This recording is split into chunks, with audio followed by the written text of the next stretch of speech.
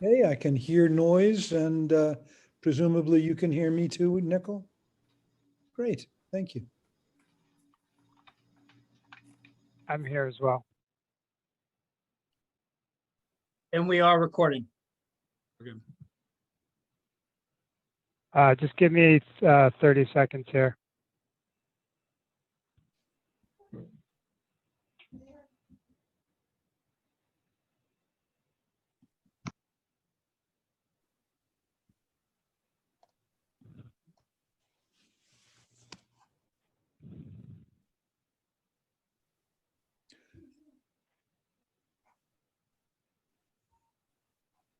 What does George think of the meeting? Oh, I guess George didn't like the meeting. He wants to let the cat out. Yeah. Oh, okay. Yeah. That makes sense. That is more important.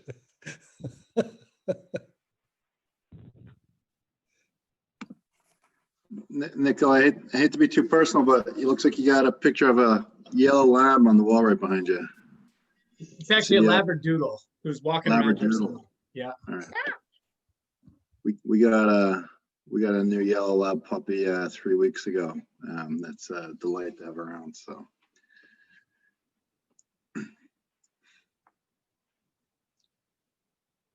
I'm making sure everybody who was on the meeting has the new information. So I'm looking for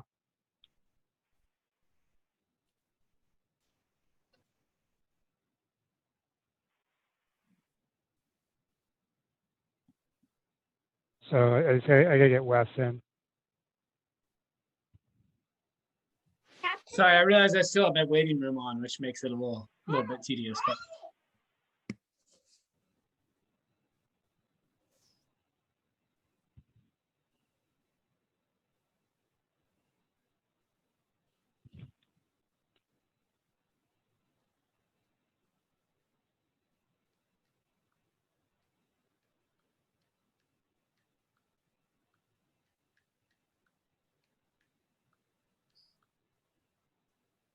Okay, I think I sent emails to everybody. Again, we're being recorded. I apologize for the inconvenience. I believe Wes is the only one that is not here besides Danielle. I sent it to Dwight. I got to send it to Danielle too. Sorry, because I think Wes might public... still be upside down. I don't know. Maybe he's trying to figure that out. I see Wes just joined.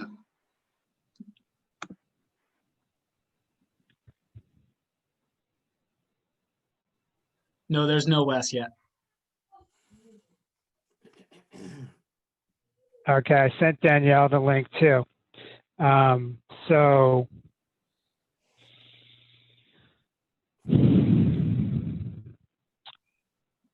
as I was saying, during the meeting, we thought that the presentation was good. Mr. Knapp provided, answers to all the questions that we had. And there's still the overlay of the DEP has to approve the project, in light of their own shoreline zoning and regulations. So, from my perspective, I would entertain a motion to approve the modified map.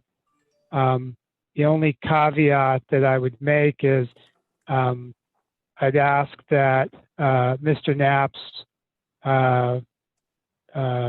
they resubmit the same map with Mr. Knapp's name on it and date that he prepared the information. So if we need to trace back, we have the natural resource report, but I'd like the new map to actually have Mr. Knapp's name on it, so we can, his records. So we have records of who did it, just to kind of cross-reference everything. other than that, I'd entertain a motion to approve the applicant's requested modification of the shoreline zoning ordinance. David, just to get your language right, your caveat was that the same map be resubmitted with Mr. Knapp's name on it. I just want to get that right. Correct. Okay, good. Correct. Name and date that he, that the applicant presented it. Good. I don't care what that date is. I mean, it doesn't, it's either sometime between today, going back a month, whenever Mr. Knapp feels comfortable putting, that those were the conditions as of that date.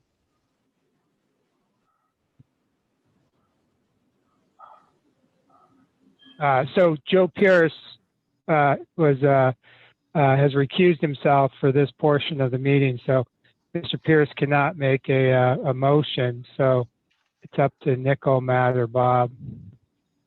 I'll make a motion that we approve the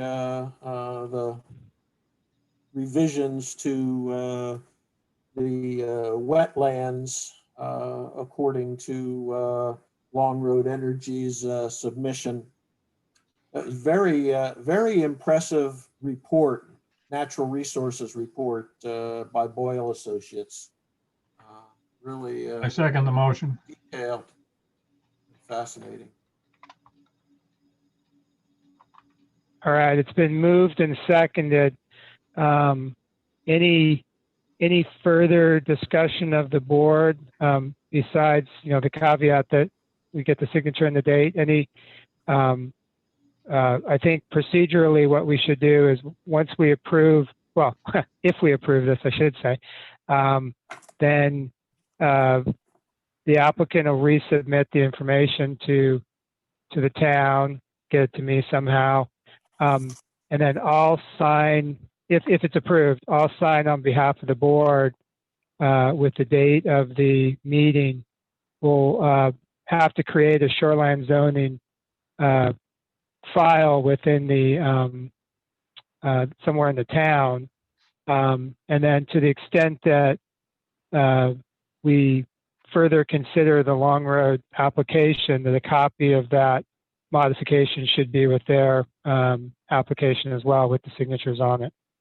But those are kind of details after we approve or disapprove of the motion. Any further discussion? Okay, hearing none, by a show of hands, all those in favor of approving the modification as presented? It's unanimous with Mr. Pierce recusing himself from discussion or vote. So the second part of the Long Road Energy submission is I don't believe have we had a public hearing on this? I can't remember. Did we? So we do the sidewalk, then we do the public hearing. So the next step should be to schedule a public hearing, which has to be noticed in, consistent with the notice requirements of the ordinance.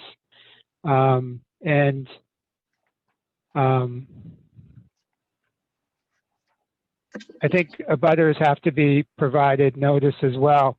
It's a little quirky because there's no actual abutters to the project, but there's abutters to the land on which the project sits. So I think we have to do notice to the abutters as well. Anybody with a quick wit and a calendar in front of them, can they determine when's the earliest we can do a public hearing? February 11th. We need 10 days notice. And that's why we have to go to February 11th. Yep.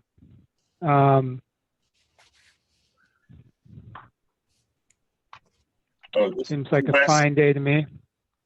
Can you hear me? This is Wes. I can hear you, Wes. My calendar shows the 20th is the date that the shopping guide would come out if we get the advertisement in before next Monday. So 10 days would bring us right to the end of the month, January. So we'd have to go into February meeting second Thursday on February would be the 11th. Perfect. So, Nickel or Bob, would you have time between now and next Monday to prepare an ad for the paper and provide notice? I don't think the abutters have to be notified by next Monday. They just have to be notified 10 days prior, but would either of you have an opportunity to do that for the February 11th meeting? Yes, I can take that on. I'm back now that we're virtual. Happy to do it. Okay, And I'll work with the town Fabulous. office on notifying the butters. They usually help me with that.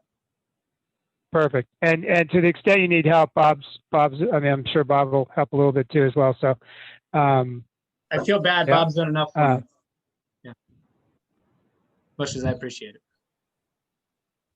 It was a lot of work. takes a village, man. Takes a village. Raising kids isn't easy. It may not be not nothing though. So why don't we, everybody in agreement, February 11th would be a good public hearing date? I see no objection. Brooke, does that work for you and your team? Okay. I don't know, sitting here today, whether that's a virtual or if it's an in-person meeting. Actually, why don't we talk about that, guys? Well, I'd prefer to have it virtual at this point. Any objections to that? Is I the think We'll probably get more- virtual's, a necessity. Yeah.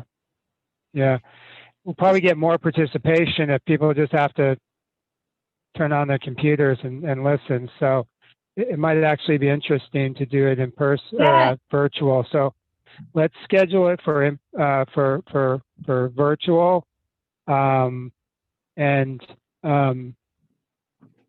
Brooke, it's up to you who you have present for the presentation. Whether or not you ask Mr. Knapp to be here or not, I don't think subject will come up because it's kind of done, but never know. People think different things. So you can choose who you want to be here. Just make sure there's some folks who can talk about the project, talk about the panels, how they're situated, all the stuff we've been talking about so far. So then David, I have a suggestion. I think it would make it a lot easier for the public in Baldwin to participate in a meeting like that, a public hearing, if they had just a kind of a summary report. I mean, because the paperwork on this solar project and the maps are just voluminous. And, if there's just some kind of a summarization of what the project is, its benefits, and just to get people comfortable with the project, that, and that could be posted on the town website, that might go a long way to helping have a more effective, efficient meeting and increase people's understanding of what's going on.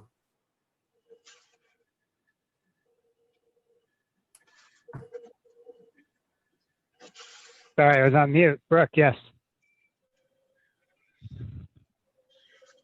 Happy to put together a PowerPoint we'd be happy to put together a PowerPoint presentation, get it to the town before the meeting so that it would be available for people to view prior to the meeting, and we'll use it at the meeting as well to sort of introduce and walk through the project. Perfect. Nice. Perfect. Nice. So in terms of next steps, I mean, I think that the next step is the public hearing. I'd like the board to consider whether or not they have any issues with the project, you know, above and beyond what possibly the public would say. I frankly have looked at this long enough to where I'm pretty comfortable with the project as presented. You know, I know that there are some concerns about radio frequency interference, and those may be addressed or may be raised. I know that the solar array that was constructed just down the street, you know, the only negative that I've heard is that there's no vegetative buffer between the road and the solar panels like we kind of expected. And so in, you know, middle of winter, it's shocking for a rural community to see a few hundred solar panels in a place where they've never seen them before. And that's the only thing that I've heard of that has been a concern with the solar panel or the solar array that was installed. So, you know, this is out of sight. There's really very little connection to, you know, they're not going to be able to see it from a road level. And, you know, I think we have a few issues with potentially posting for hunters, just so they know that they're shooting towards a solar array, just as you would a house, you know, posting a nearby house. Some folks do that. But other than those kind of minor issues, I don't have any, I'm just speaking personally, I don't have any major issues with the project as presented.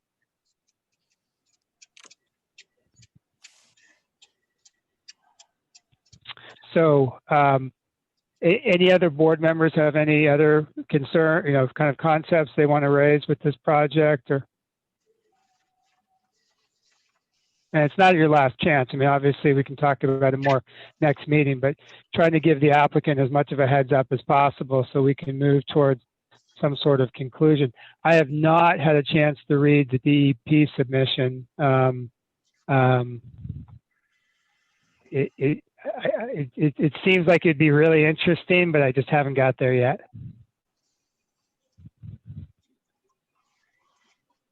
Okay. So, Brooke, from your and your team's perspective, is there anything else we can do on your project tonight?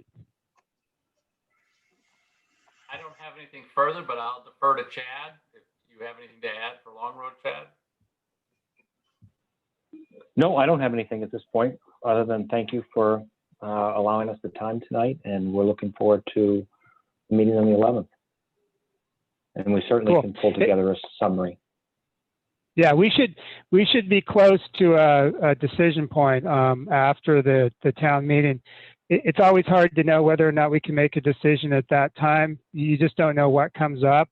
But I think we're, you know, fairly close to the board being able to vote on the application. Brooke, just remind me, because I just have a lot in my head. Were you going to submit a modified proposal, or you were going to submit a modified proposal, weren't you? There was a minor modification of the the southwest corner that you had to modify that.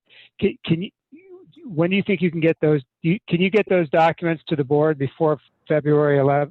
Absolutely. We'll work to get them to you next week. Perfect.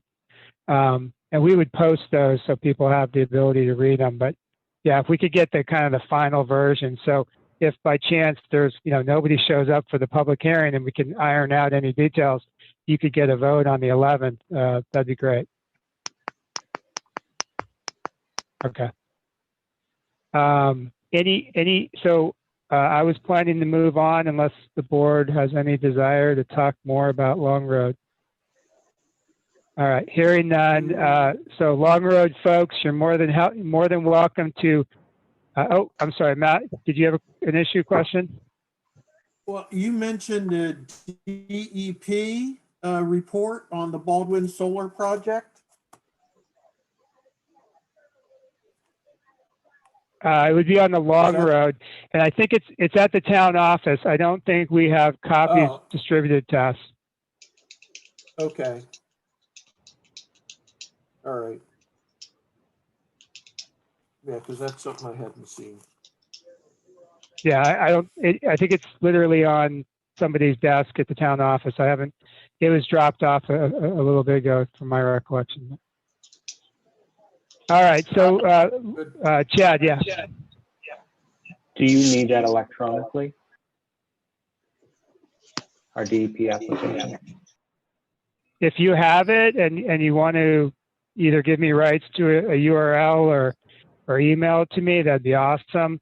I haven't looked at it, so I don't know what I don't know what's in there. So it's always nice to have electronic copies. I mean, there's no question.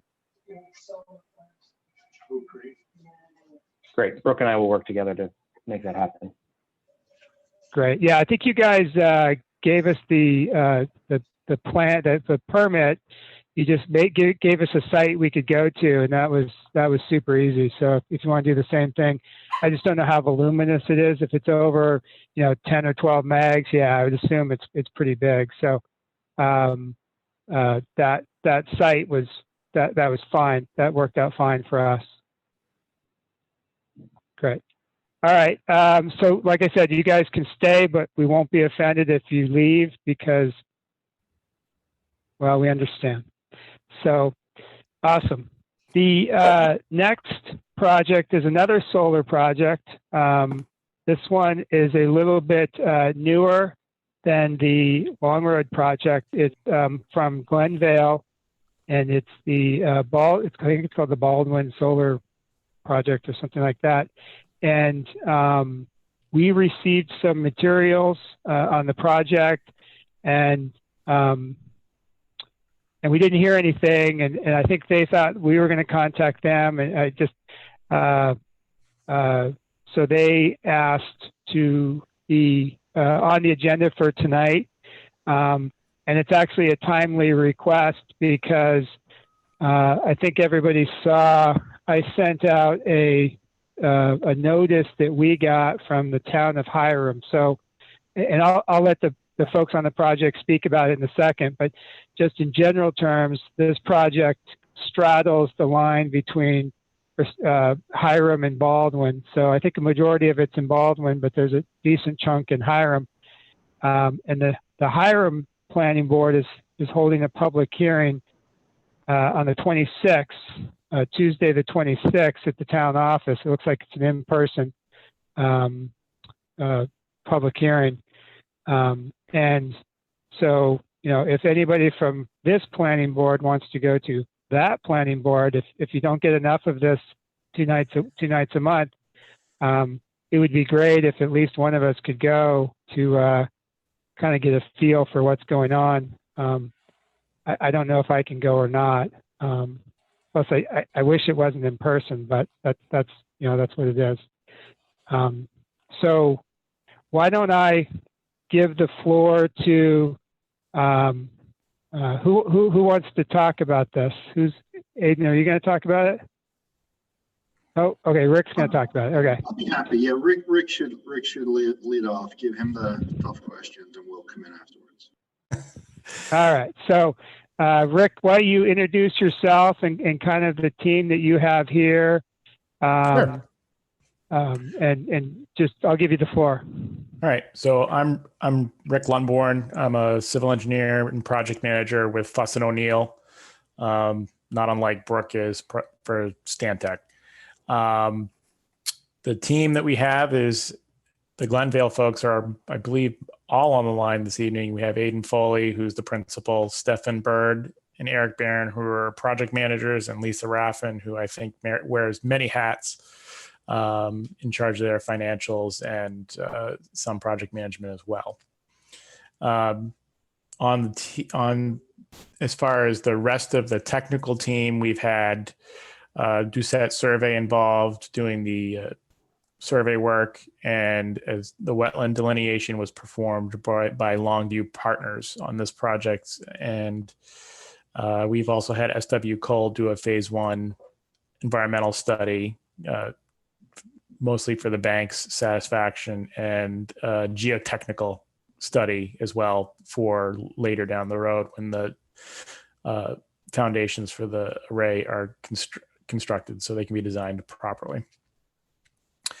If you'd like, I can give a brief version of the presentation we did for the public hearing for the DEP to give you guys an overview, and then talk about the plans a little bit. And I think that'd probably be best. Yeah. Whatever you want to do. The floor is yours. So if you've shared the screen, I will take it away. So, Nickel, you want to share with him? no, I think you did. Yep. Can you see my Perfect, screen, guys? perfect. All right, I'm going to put it the full Yep. view here. So again, this is a project for Glenvale LLC. This is their West Baldwin solar station here in Baldwin. We're applying for a conditional use permit. And today is the January 14th planning board meeting. So thanks, folks, for making time. The overview of the project is it's right off of Route 113 here. You have Ingalls Pond on both sides of the road. And here's the Baldwin-Hiram town line, basically here, and then kind of dogs off. I have this bigger as well, and can show you in a minute. There are some streams that run down, some wetland channels on the property, and we are observing the shoreline setbacks to those and to the Ingalls Pond. Of note on this property that Glenvale is going to lease from PY Estes. PY Estes owns the larger parcel and the smaller chunk over the town line. And a smaller piece they're leasing from Ricky Day is that there's a CMP transmission corridor that goes right through the property just to the east of Ingalls Pond. It's active. There's an active transmission line in there, and it makes it easy for this project to connect. There's no, pole and transmission line that needs to run to that corridor to connect. The substation can just be placed right off the corridor. All in all, the land that's been assembled for this project is about 120 acres. They're not going to use all of that, but that is the rough total of the land. The solar station, as with most of these solar projects, the goal is to provide a clean, reliable energy source to the folks in Maine, in keeping with what the state's been starting to look at and mandate. The solar station, as David had mentioned, is partly in Baldwin, which is the smaller piece here and the larger piece here. And then a smaller 23-acre parcel is located in Hiram. As I had mentioned before, it is right off of Route 113. Today, there's an access way that comes off of Route 113 and kind of enters into the property very, very closely to Ingalls Pond.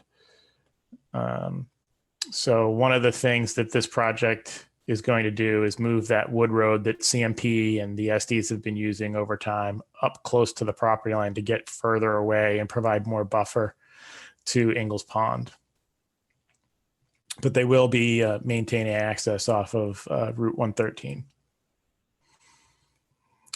This is a rendering that was prepared, kind of an aerial view of the array out on the property.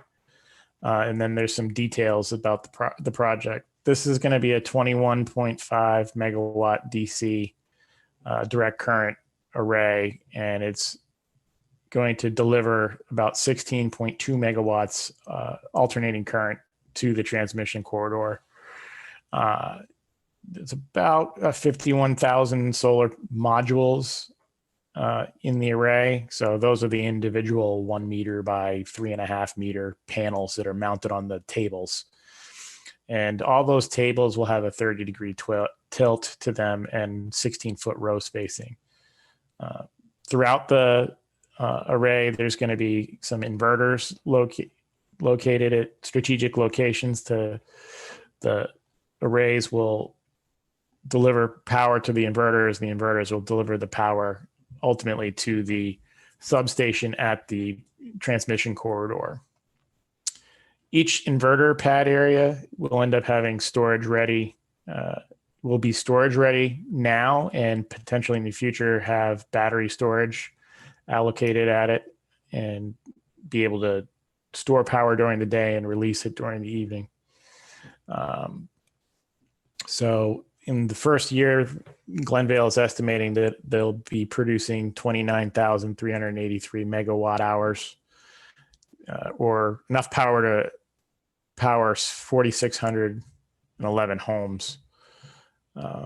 So over 30-year life cycle of the panels in the array, you're looking at roughly a 820,472 megawatt hours provided, in a reduction of 580,000 tons of carbon, which is pretty nice. Again, the interconnect will occur right at the transmission corridor. It'll be a substation that looks very similar to this one. And that's right on the Central Main Power Corridor, Section 91. Glenvale has been working with not only us as civil engineers to help them with this to get the permitting done, but also Solar Design Associates and SCG Engineering for their electrical design.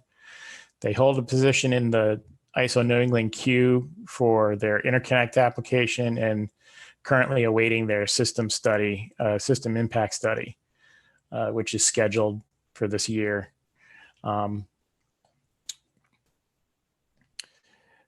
Again, some site considerations that went into the selection of this parcel.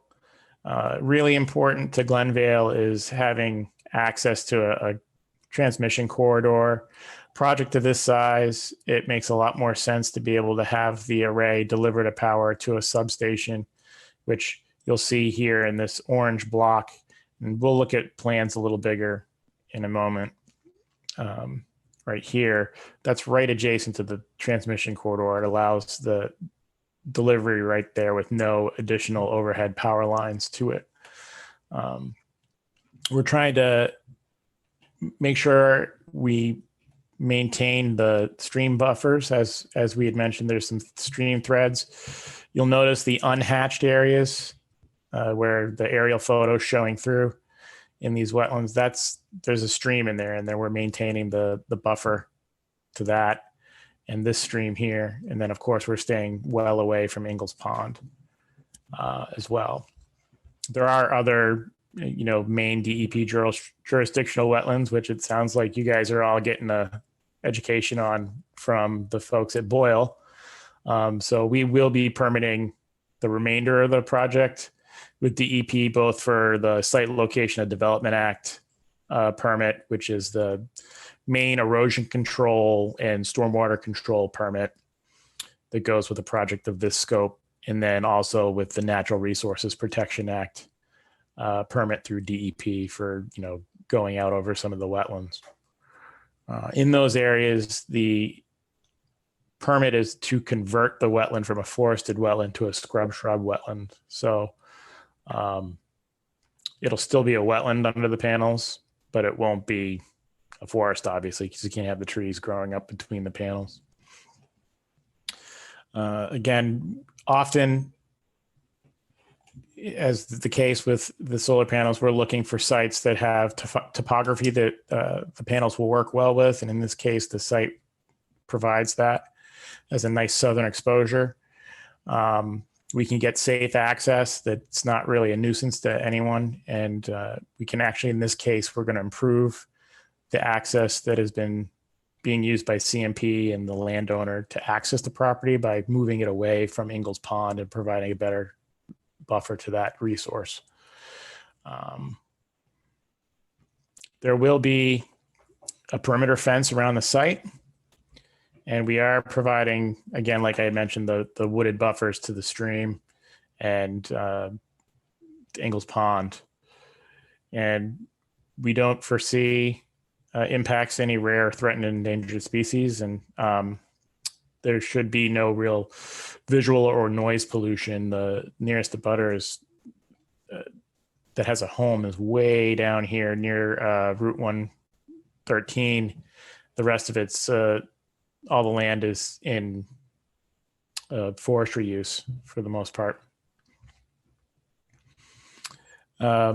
Aside from approaching you guys for a conditional use permit, we also have to go to, again, like I mentioned, DEP for a site law permit and a Natural Resources Protection Act permit.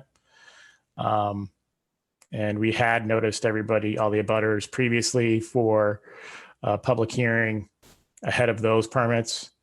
And only had a handful of folks come out for it. So, and again, we're here today for conditional use permit hearing with you guys and a review of the site plan. And then ultimately there'll be a building permit that needs to be applied for at the closure of this process. Again, the state permit, the Site Location Development Act permit is necessary because the project is larger than 20 acres. And it's really concerns itself mostly with, again, stormwater management and erosion sediment control, protecting the groundwater, making sure the infrastructure is installed correctly, protecting wildlife and fisheries, and noise. And like I'd mentioned, we did hold a public information hearing ahead of this and the DEP application submission for the abutters just to see if they had any concerns. I think currently the permit is being reviewed for both NERPA, the Natural Resource Protection Act, and Site Location and Development Act in the Portland office. And that's really that. So I'm not going to go, this is a lot of essentially the same items that I had just mentioned. So what I think I'll do now is I'll minimize this presentation. Oh, no, I'm sorry. I'll show you the site perspectives that Glenvale had prepared. Again, this is sort of an aerial view looking across Ingalls Pond towards the site as if you were in a helicopter. These numbered locations here correspond to images on the next slide. And I'll show you that now. So when you're on the road looking out across Ingalls Pond, we're not foreseeing that you'll be seeing the array because we are leaving such a substantial wooded buffer between the edge of the water and where the panels start. And pretty much the array will be circumscribed by remaining forest. So I'll go back to this. You can see there's quite a distance here, even after the power line easement, to get to the bulk of the array.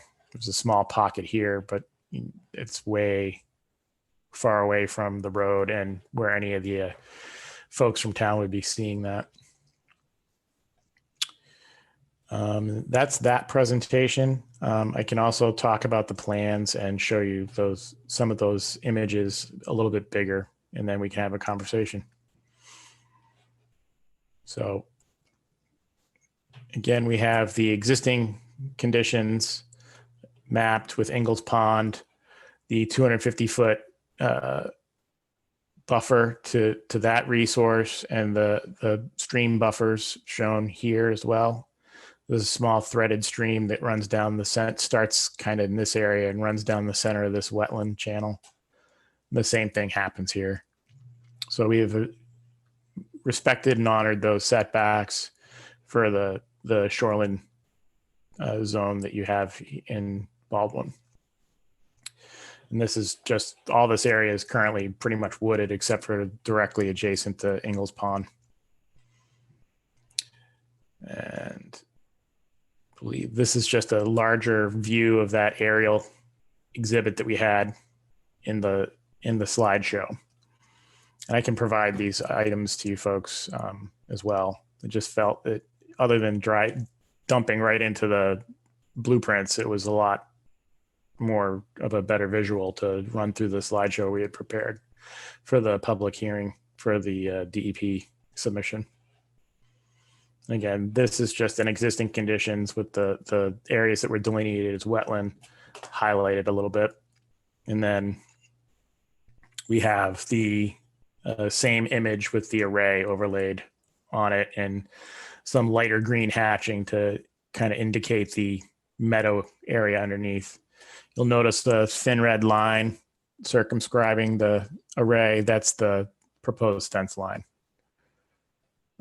going around. And this orange is the substation.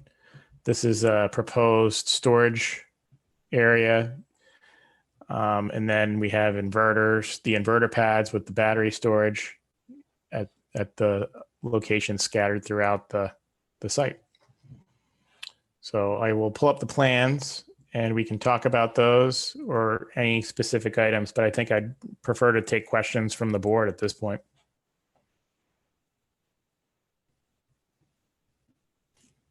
Sure. So thanks, Rick. That was very helpful.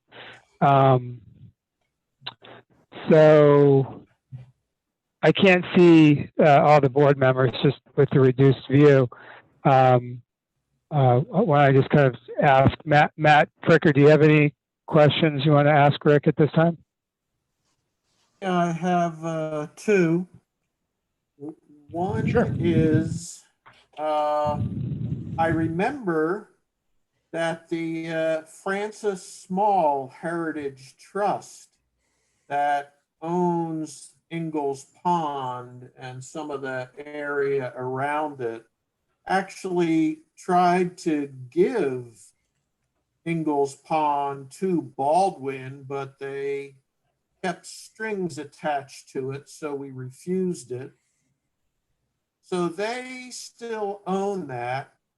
And I'm wondering if you've engaged the people from Francis Small Heritage Trust about the project, since they own the Ingalls Ponds. I don't know if Glenvale has. I know that I personally have not. Yeah, we have not. We do have a community benefits program where we identify, based on our values and our mission, which is developing, stewarding the environment, developing clean energy, where we identify local not-for-profit type organizations that we'd support. We have identified them as a potential party we'd like to talk to about that program. We haven't met with them as an abutter. We have they have been noticed through all three permitting processes. Will have resulted in them being noticed, and we didn't hear from them. We haven't reached out to them either. Okay, I was just curious because if you go to the Francis Small Heritage Trust site for Ingalls Pond, they've spent a lot of time. They call it the Ingalls Pond Conservation Area. They have a tremendous amount of information on it, the geological history, the human history, et cetera. And I would think that they would be very interested, if not somewhat concerned, about the potential impact of this kind of a project on the conservation area. And you know, I'd rather see and find out about their thoughts on this earlier rather than later. So that's kind of a recommendation to you, because when Baldwin gets to the point of having a public hearing on this,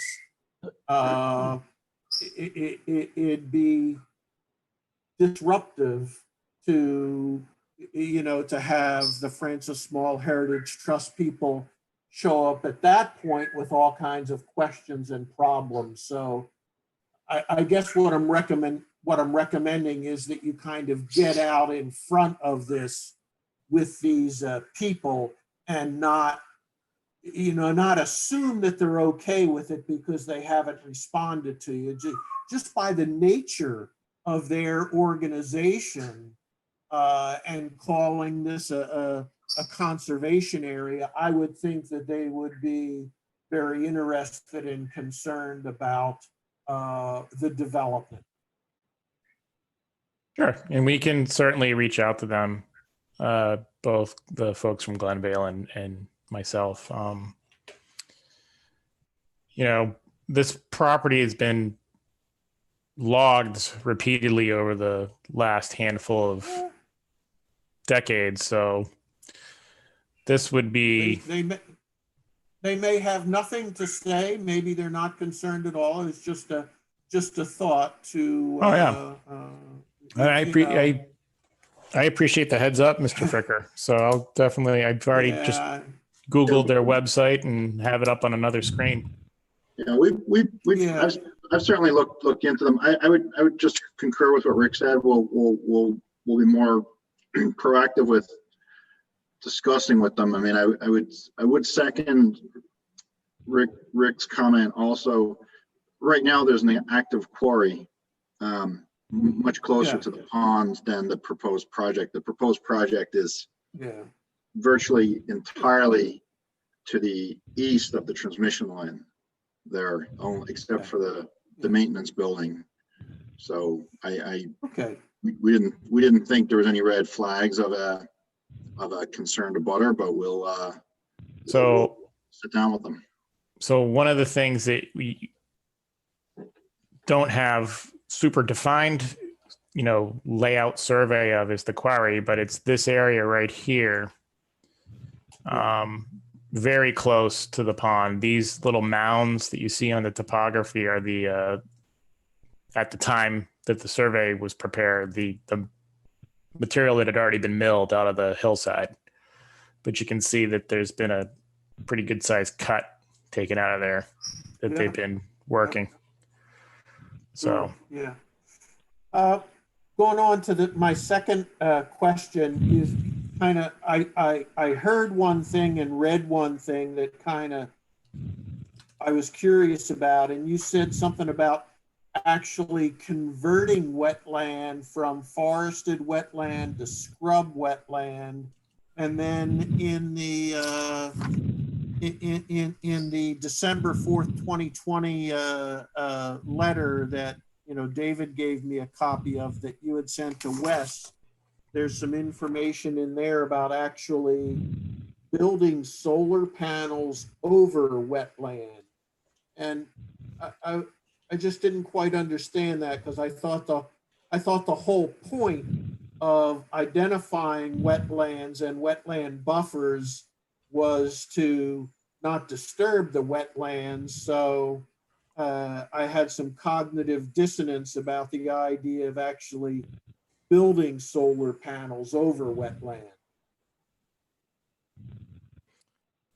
Well, it's something that's being allowed in the state. Basically, the only disturbance is where the post for the panel will go into the ground. So it's a very small amount of disturbance. And if you think of it in the sense of forest versus the panels, there'll still be shading there. So there's no proposal to stump the wetlands that we're going out over. So there won't be any disturbance per se of those wetlands. And again, they'll be reseeded with meadow seed to try and maintain the ground cover in there. But right now that's a forest ground cover. So it's mostly duff and brush and things that are in the understory of the trees. So the actual installation of solar panels over wetland is allowed by whom? By the DEP? Correct. Yep. They only count the the disturbance of the actual post going into the ground. I mean, there's a fee you pay for the conversion, but yeah. Well, I mean, we just saw a wetland or a solar panel presentation where they're actually moving the panels to avoid the wetlands and the wetland buffer. So I really don't, I just don't understand the concept of building solar panels over wetland. But if it's allowed by the DEP, I guess it's something we'll understand more as we go along, but it doesn't seem to make sense to me at this point. Bob, I think you had something. Bob, did you have a question? Yeah, to go along with what Matt was talking about, I don't see here an overlay of our shoreland zoning map on the project. And what we just went through with the other project was that our map had some inaccuracies in it that showed town or areas managed that were in effect shouldn't be there. And so we've accepted a modification to our shoreland zoning map. And the question is, what is the overlay of our shoreland zoning map on this particular project? We can prepare an exhibit, but it was essentially Ingalls Pond. And I think one of the streams showed up as a blue line stream from the map, but we've held back from the streams that our wetland scientists delineated in both cases. And we are respecting Ingalls Pond in its entirety. What was in the So, town? Go ahead, Dave. Yeah, I think so. It's a fascinating problem because in the first right, so I get that Maine DEP allows certain impacts to their shoreland zone area, but then you have the town's ordinance as well, and so in the first right, I think one thing we want to know is what the existing map that we have, which we know is imperfect, but what the overlay looks like on this project. Sure. And then the second problem, which makes this kind of more interesting, is that you're actually changing forested wetland, which we don't, our ordinance doesn't cover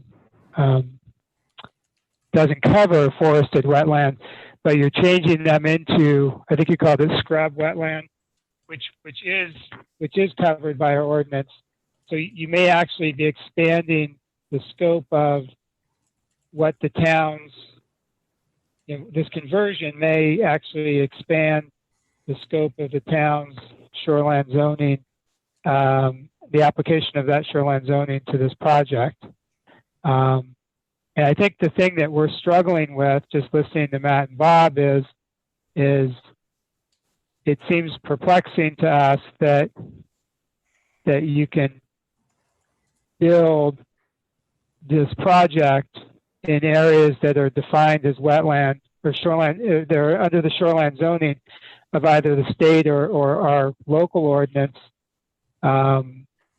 It just, theoretically, I think we've always considered that if there's a development project, that the buffers have to be respected. So I think that's what we're trying to figure out is you're saying the buffers don't have to be respected.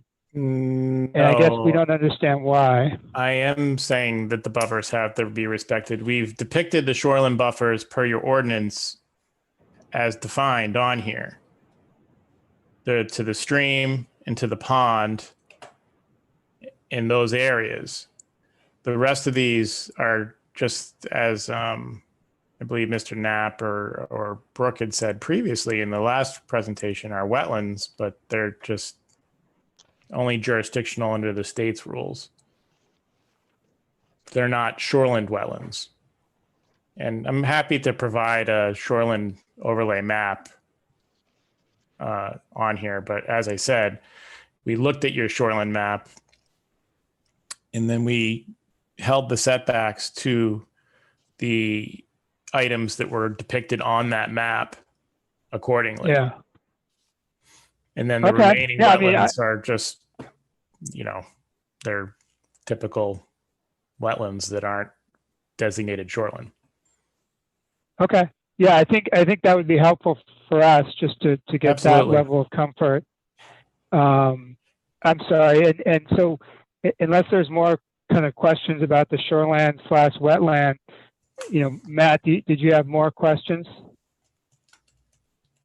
No, it was just those two topics that I wanted to bring up. And, I think I might understand now because I hearken back to that great explanation that we had on the previous project for the difference between a DEP specified wetlands and Baldwin defined wetlands with the shoreland zoning ordinance. And so what I'm hearing is that the wetlands that they'd be building over are wetlands according to the DEP, but they don't fall under Baldwin's shoreland zoning ordinance because our ordinance is more restrictive than the DEP's.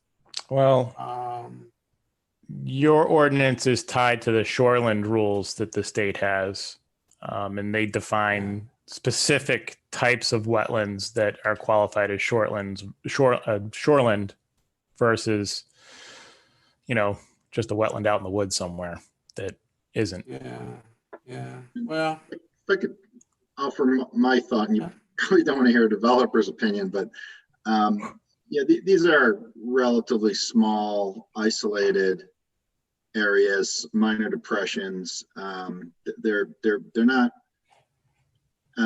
This isn't a resource like Ingalls Pond where you've got rare wetlands, rare waterfowl habitat or anything of that nature. And DEP kind of recognizing that there's so much inventory of this type of wetland in the state, they've been allowing this modification process by solar developers. I think you'd have great difficulty finding a solar development site anywhere in Maine if that provision wasn't allowed. And the only places you could develop solar would be farms, which used to be a wetland. Now it's a farm. You don't see the evidence of the wetland anymore. So I think on balance, it's viewed as an appropriate development.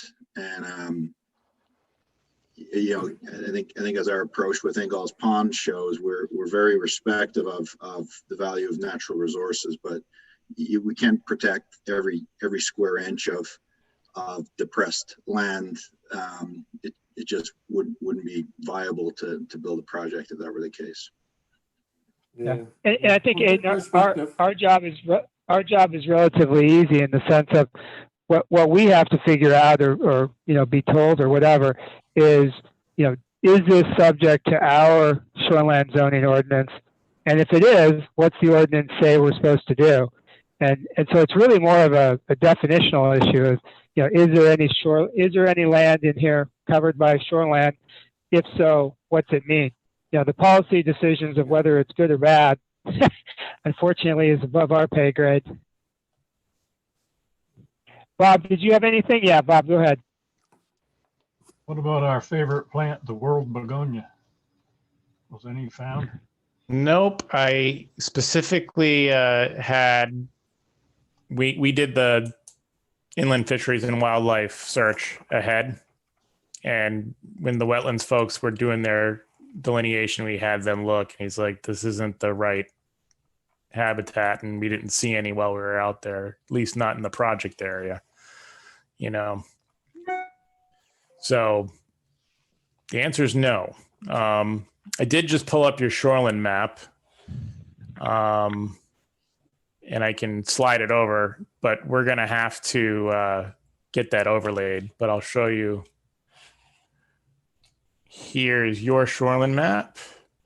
And this is the area of town that we're discussing. Hiram's over here. This is Baldwin. This is Route 113. I'm going to zoom in.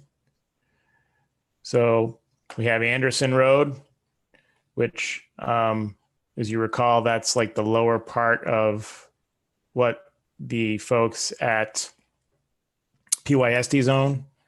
You have Ingalls Pond and the streams. So you get this stream and that stream. And I will now go back to my map right here.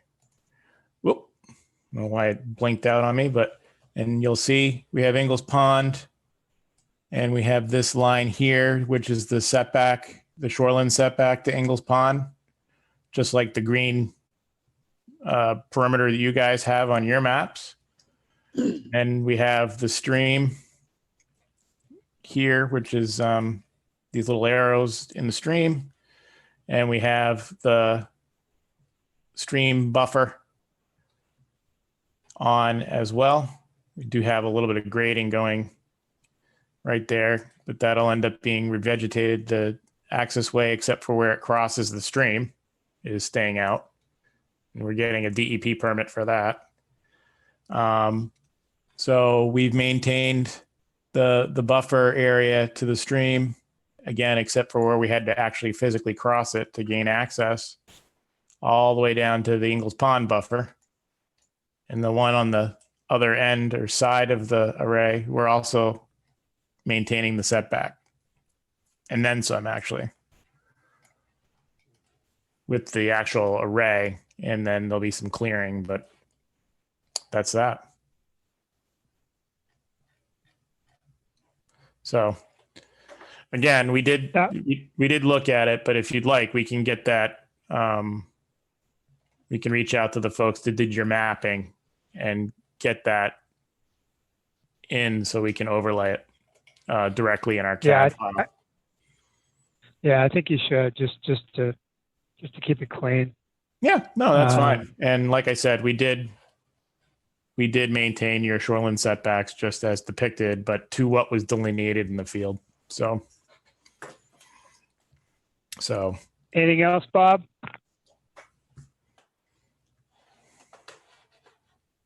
No, I'm good.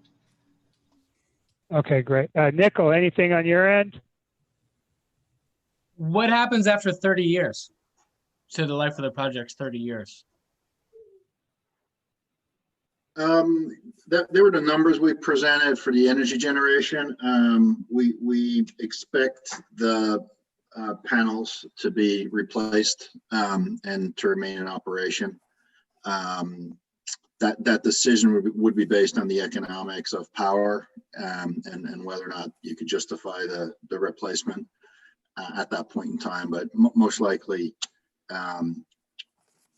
the racking and the solar panels, the inverters, all of that would be replaced at about that time frame, and you'd see a continued use of this nature.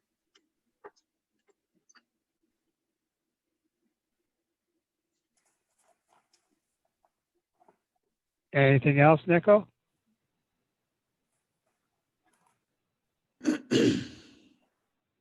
No, sorry, mostly just trying to take notes. I'm good for now. Thanks. No worries. Joe, any questions? Yeah, I'm looking at the map, not the one on the screen, the map of the project. I'm looking for a clear delineation between the project and the land that is not the project. Because sometimes you get into who's responsible for what. And I just don't see that. I'm not seeing it. So, and we can certainly clear that up in a better exhibit or something with, like a colored area, like two colors, but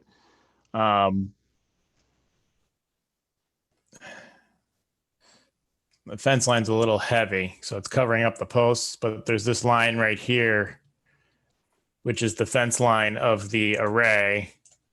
Okay. Circumscribes it. And then basically, if you see there's a tree line, which is a little swirly tree line there, I think the lease area kind of makes sure that the solar company has the ability to maintain the tree line and keep the vegetation where it needs to be to maintain the shade setbacks. But, for instance, the day parcel is entirely within the project. The Hiram parcel is entirely within the project, and it's pretty much everything to the north of the stream buffer, and then down to the power line easement to the west, and then there's a access easement down along the road that gets them to Route 113. Yeah, if you could do something with color shading or something that tells us who's responsible for what, that's all. Absolutely. Separated out. Yeah, thanks. Anything else, Joe? No, that's it. Thanks. So I guess it's my turn.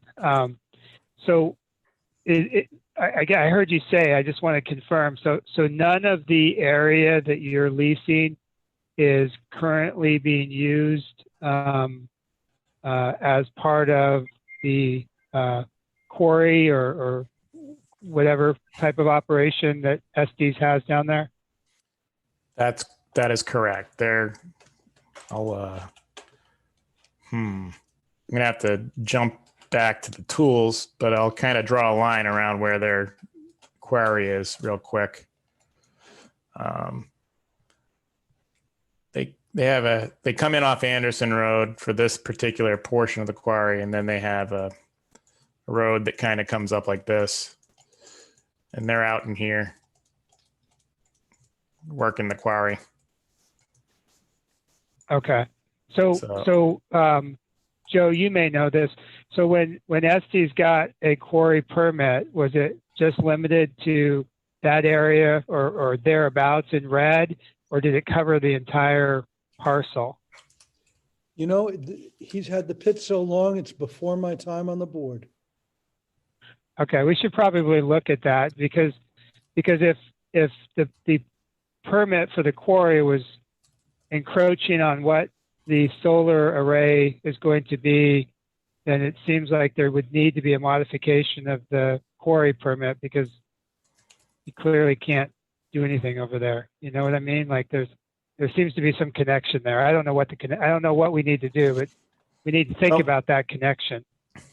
And again, we're separated by a stream that, unless they have a very good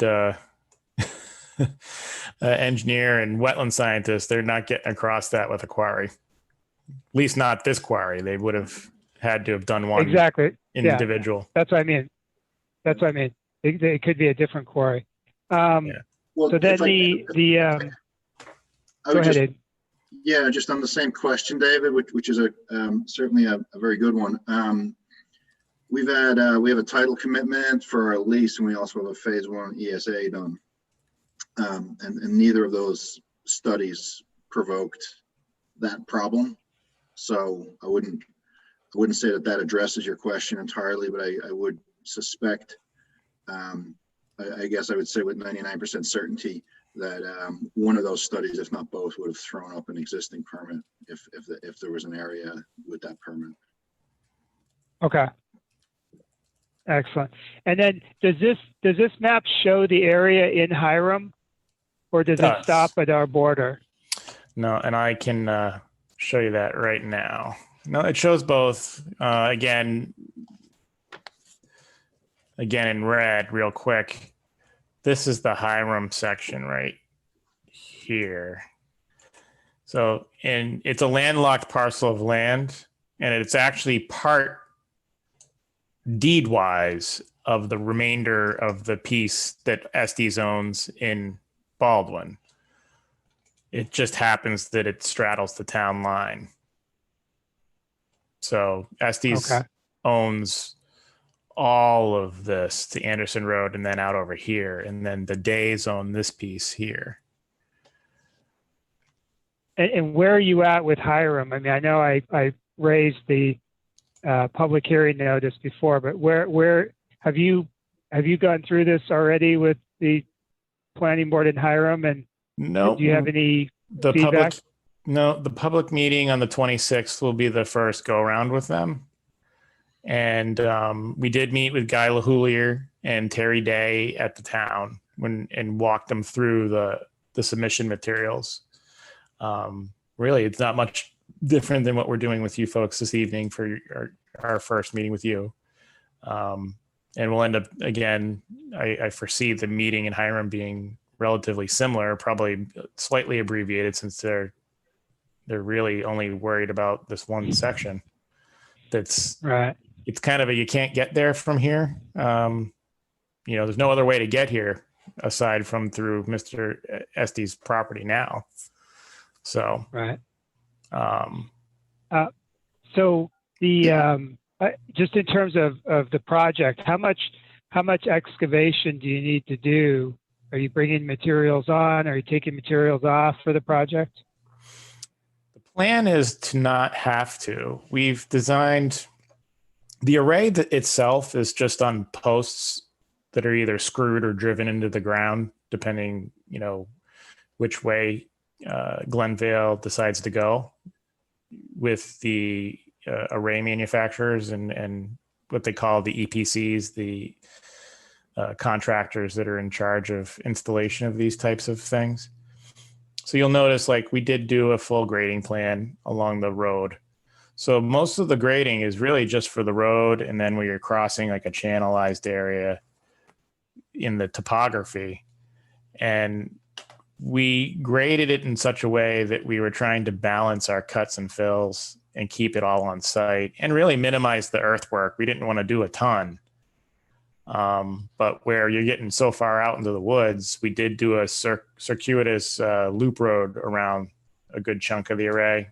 Because, by the time you do a little stub to gain access, there's no value in not connecting it. And then there's a safety issue too. So we wanted to make sure that if you got out there, you could get out and not be blocked or whatnot if there was an emergency. But yeah, I mean, the design is intending for the material to stay on site. Nothing's going to leave. I mean, the timber will leave when they cut the timber, Right. but that's not a heck of a lot different than what they would have done in, probably 10, 15 years from now. Yeah, just one of the pictures you showed the panels following the contour of the land. It wasn't a flat surface. It was definitely a mounded surface. Yep. So I was just curious whether you're going to flatten it out or you're going to follow the curvature. No, they will follow right along. They do have limitations depending what style of array you're doing. This is what you would refer to as a fixed tilt. They don't move. If they were oriented north-south, pretty much 90 degrees, rotated 90 degrees in rows going north-south, it very likely would be set up to be what they call a single axis tracker. So basically all along the spine of of each table set, the panels would be made so that they have little motors on the ends of the spine that rotate the entire table to track the sun throughout the day.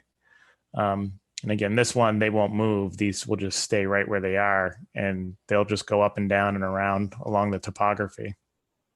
The important thing is that the panels face south so that as the sun tracks east to west throughout the day, they have full exposure, or as much exposure as they can.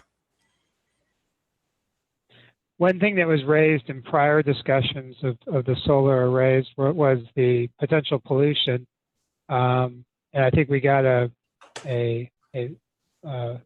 pretty good explanation from multiple folks about the safety of the panels, relative to the heavy metals that are in them that they use. The one thing that I heard here that was the introduction of something different than what I heard in other presentations was the introduction of batteries to the project. How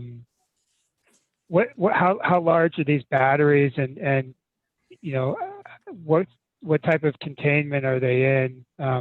We have a lot of hunting in our area, so I'm always thinking of the stray bullet. So can you talk a little bit about the batteries and the Sure. enclosures that they're in, and what sort of safety there is in terms of some sort of catastrophic breach of the batteries? Sure. basically, I'm going to zoom way in. So right here is one of the inverter pad areas, and it has two battery pads there for if the folks from Glenvale opt to install a battery storage system. These are basically Connex boxes, you know, those steel storage shipping boxes. That's the size of them, I should say. They're purpose built for being battery storage, and you know, they're pretty rugged. They're made out of the same material that the Connex boxes are made out of, but there's individual openings along the side for each block of battery, I guess, for lack of a better word. And they open up to be maintained and then closed up. And they have, they're all kind of self-contained right on there. They come on a truck and they get dropped off and put on the foundation pad, and they sit there. Is this an enclosure here, or I see it's? I heard you say it's a concrete or some sort of permeable surface. Are these? Is this a building, or what is this? No, it would be a long, 40-foot long by, I think, 8 or 9 foot wide, basically Connex box here and here. Those would be the batteries, and if they get installed. This area here is a gravel pad. Okay. You know, these would just be up on sonotube footings or what have you as needed to keep them level. This is a concrete pad right here, and it has the inverter equipment on it. So there's an inverter and a transformer and a couple of DC converters for the connection to the batteries. And then they're also. And how many batteries? How many batteries is proposed for the overall project? I think right now, if we're proposing 4 inverter pads and they were to install all the battery containers at each site, that would be 8 battery storage sites throughout. As you can see, they're pretty far from the property line, and they would be well within the fence line as well. I think this might be the closest one. And it's a pretty good ways. This is a 200 scale drawing, and that would put it. Come on. That would put it.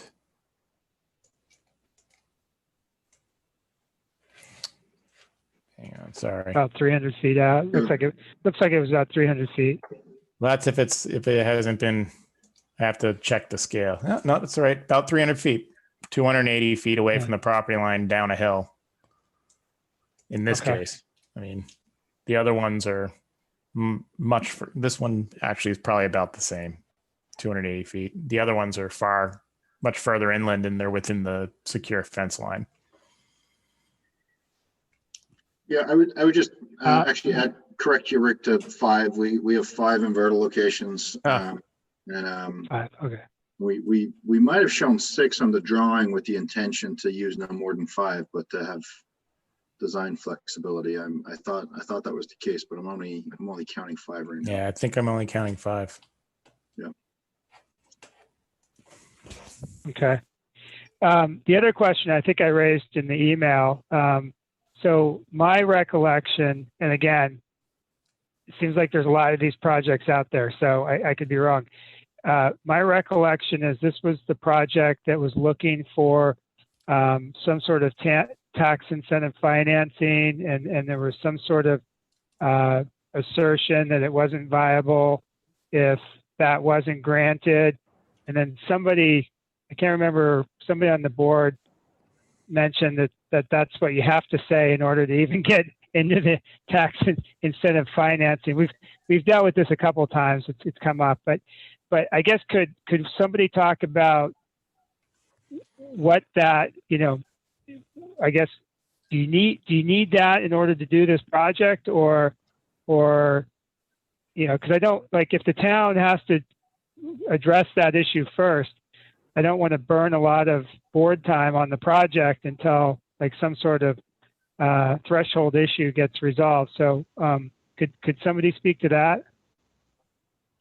I can, yes. Yeah, this is the same project that's where we've proposed a TIF and a credit enhancement agreement, which if you're interested, we can explain how they work together. They're two separate things.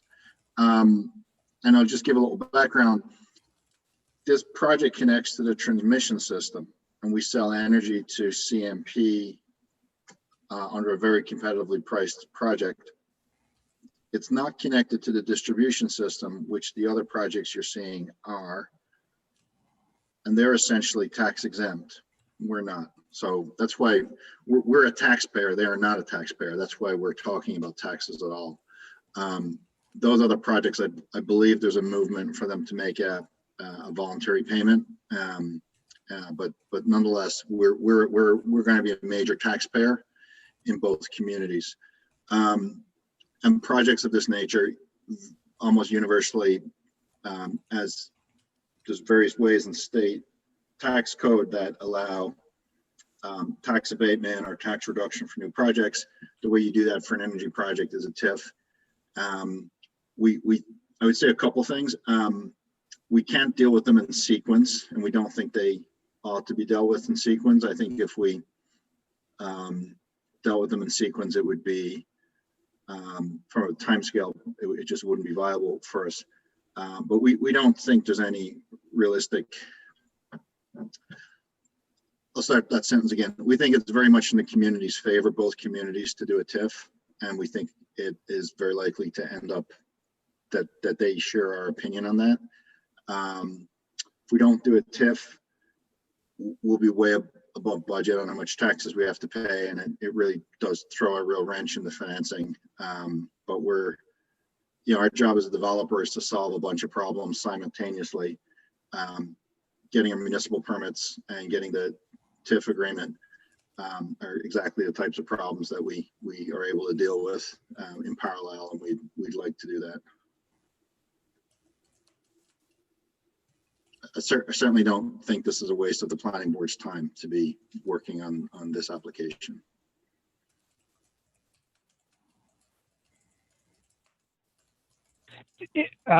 Does the project change if?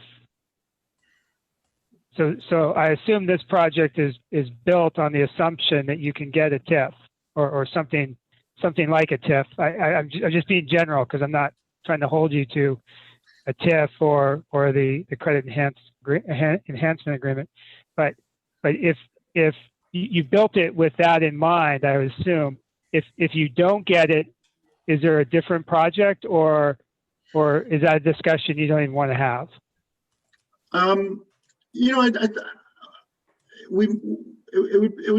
It borders on being a little unpleasant, but I think we'd probably consider moving more of the project into Hiram, which isn't the right use of the land. This project we're showing you right now is this is the best way to design and build this project. It's what we want to do. But if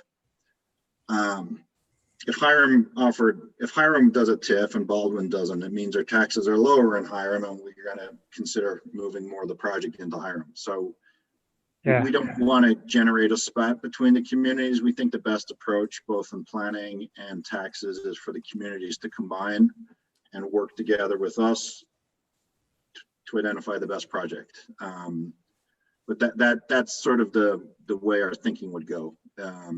We might look at acquiring more land in Hiram and moving it, but that would be, to me, that would be perverse, because what we're showing you right now is the best project. This is the right use, right on the transmission line.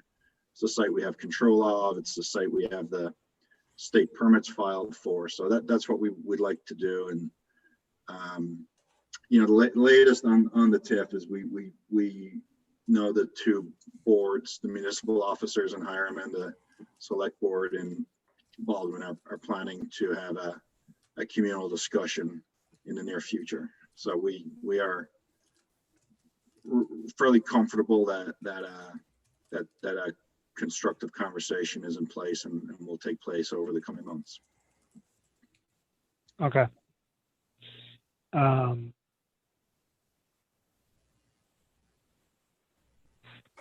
So once you, so do you, I guess it's a Dave, do you guys manage these, or do you build them and then sell them? I've noticed a few arrays being sold in Maine recently. So I guess I'm just trying to understand, are you a developer, or are you an operator, or are you both? We're an early stage developer, that means we primarily focus on getting these projects ready for construction. We will bring in additional investors when the project's ready for construction. And it's pretty common, as you note, that the early stage developer doesn't retain any ownership interest. That's not always the case. So right now, I don't know. Typically what happens is so our business model and our skill set is about finding great sites, planning them, getting them entitled, managing the lease, getting the interconnection study done. The best business model for owning and operating a project like this is a pension fund or an insurance company, and they don't have the wherewithal to do what we do. We don't have the wherewithal to do what they do. So can't really say, but I with absolute certainty, but I think it's likely another owner will come in. But I think from your perspective, the applicant is the project company, West Baldwin Solar Station LLC. So that will remain the kind of the contractual party for leases and permits. No, that's very helpful and we always say on the board that we don't give permits to the applicant, we give it to the land, and whoever happens to own that land or that interest is who gets the permit. So totally makes sense. David? Yeah, So- is that who is Matt Fricker? It's Yeah. Matt. Yeah, so I understand this is a lease, but, just a kind of a process point. On the application for the conditional use permit, the owner of the property has to sign and submit the CUP. It can't be a renter or a leaser or things like that. So, I mean, we've had faced this before. So if Actually, Matt, not to cut you off, but I think we've refined that over time. And if Have we? somebody has I think, well, if you look at the application, it certainly says we have. If you have a leasehold interest in the property, you can sign for that portion of the property. Joe, Okay, Joe, so you want to? we don't need PYSD's signature on it because they own the land? No, I mean, we do ask that they submit the lease agreement. We don't care about the finances, Aiden. That's not what we're caring. You can mark out all the finances, but the fact that there's a legal document, usually it's pretty short, but we have asked that if the person proved their legal interest in the property. Again, we don't care about the finances. It's just, sorry, I got a German Shepherd, just a sec. Yeah. Well, I will offer David and Matt that I believe all the deeds and the lease agreements are in the giant state application materials that were dropped off under the title right and interest section in the site location of Development Act permit. And I did transmit those to you folks digitally. So I think that PDF of the site law application is searchable. but I'm not 100% positive. So a quick shortcut would be to hold down Control plus F and search for title, and then it'll bring you to that section of the application if it can be searched. We can definitely submit those. We have MOLs, memoranda of lease for each of the leases, and they're recorded. So another way, we're not going to ask you to do that, but you could find them in the registry of deeds as well. That's a pretty simple thing to send them to them. And what we would do, David, is just send you the memorandum of lease that we recorded, if that typically is satisfactory for demonstrating the existence of the lease.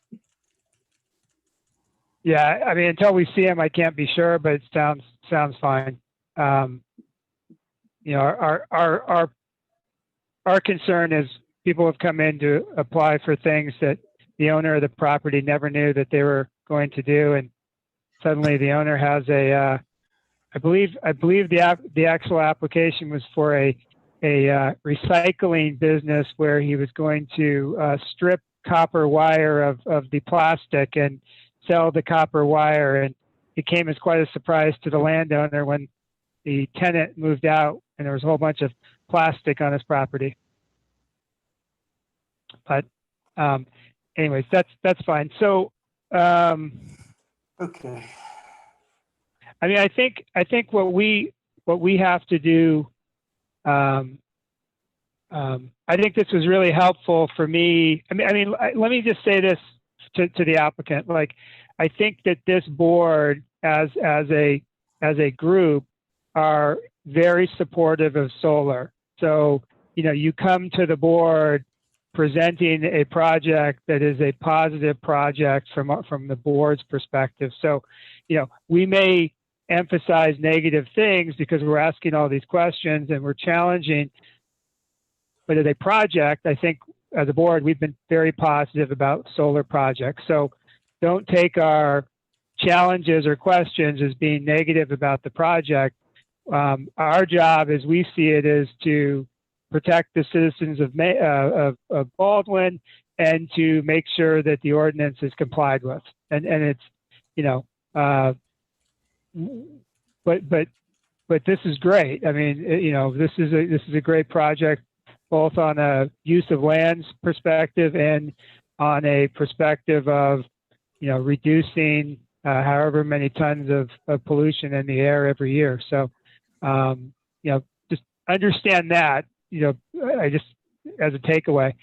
I'm on the I think I need of the planning board in my community, so I've been in front of probably 20 boards, so there's no offense taken, and we just want to help you get to a decision efficiently and hopefully a positive one. Yeah. Yeah, appreciate that. You guys are just doing your job, so. Yeah. Well, we're a little slower because we don't get paid for this, but so I mean, I think with this explanation, I'd like to go back and reread some of the plans. I think that overlay is going to be pretty important to us. That's really the one thing that kind of concerns me. I just still don't get it. And I you know, do you have somebody, you know, the other folks had, what was his name? Steve Knapp. Yep. Do you have somebody of that same? Yeah, we have Bill O'Connor and Jim Logan from Longview Partners that we've retained for this project and a number of others. They're very qualified wetland scientists, soil scientists in the state of Maine. So it would be helpful for me, and you know, rest of the board, shake your head if you think it's going to be helpful for you. I hear everything you've said, Rick, but oh, yeah. No, I still like am concerned about the concepts, and so I think it would be great if we could have somebody, Mr. O'Connor, come, you know, attend the meeting and kind of walk us through the the environmental aspects of this. And, you know, with getting the overlay of the shoreland zoning, I think that would be helpful. Sure. And then in terms of next steps, you know, board members, I think, you know, so typically our next step would be to do a site walk where we go on the property. It's basically a public meeting on the land. We have a general board rule that we, and it's in part of the ordinance, that we don't do site walks if there's more than about 2 inches or so of snow on the ground, because you really can't see the topography if there's too much snow on the ground. Which is why I started this meeting being shocked that we were able to get a site walk done for those other folks December 27th, which is typically unheard of. So we could consider doing a site walk at this point, or we could hold off a meeting until we get that additional information. You know, I think the things that I see are missing are that overlay is one. 2 being, I think what Joe Pierce asked for, which was a clear delineation of the who's retaining what ownership of what property based on the lease. 3 would be the public recording regarding the leases that show the leasehold interests. I think